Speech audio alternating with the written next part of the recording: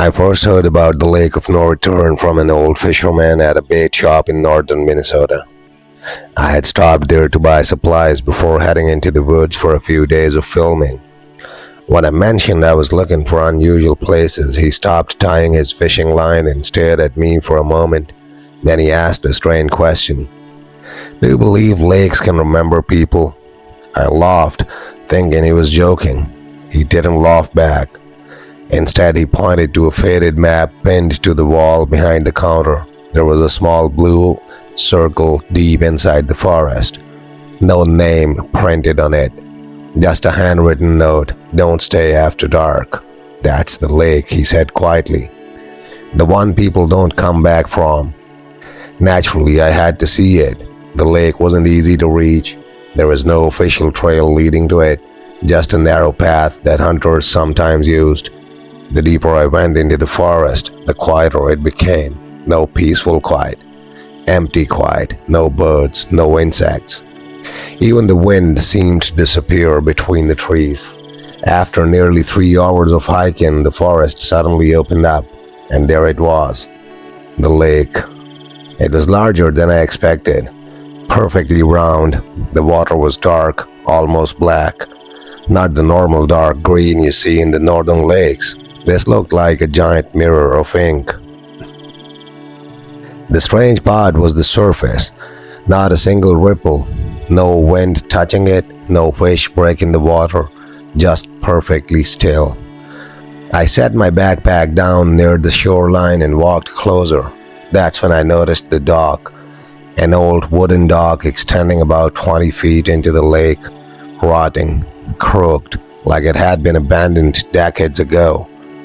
At the very end of the dock sat a single metal rowboat tied with a rope.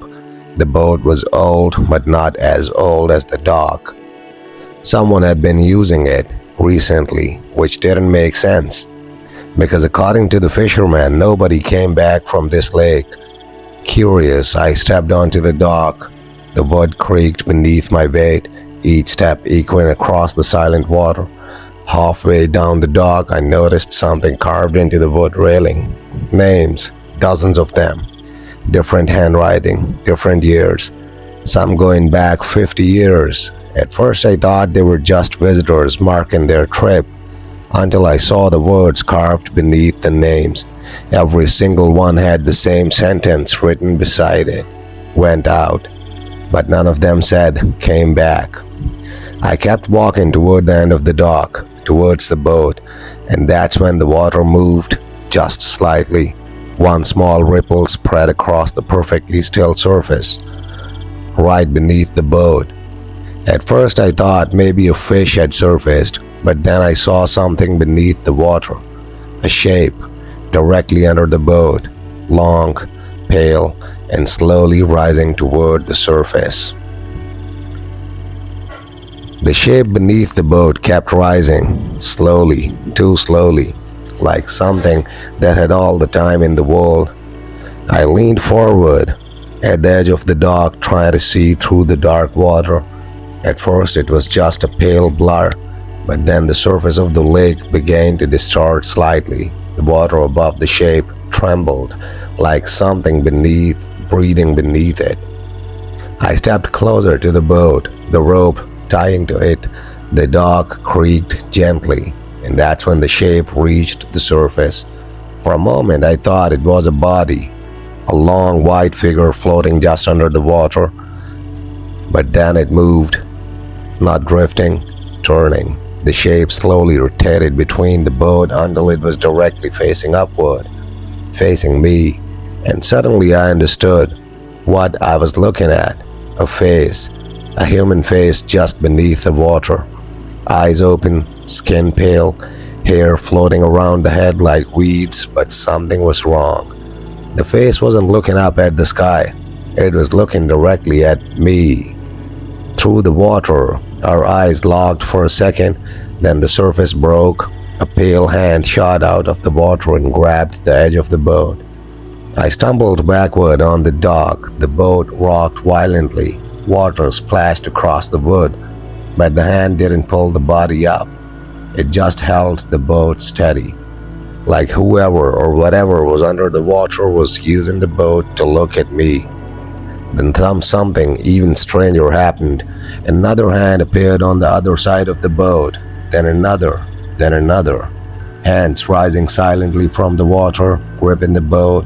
4, 5, 6 of them, all pale, all human, all attached to bodies still hidden beneath the black water. The boat began to sink slightly under their weight.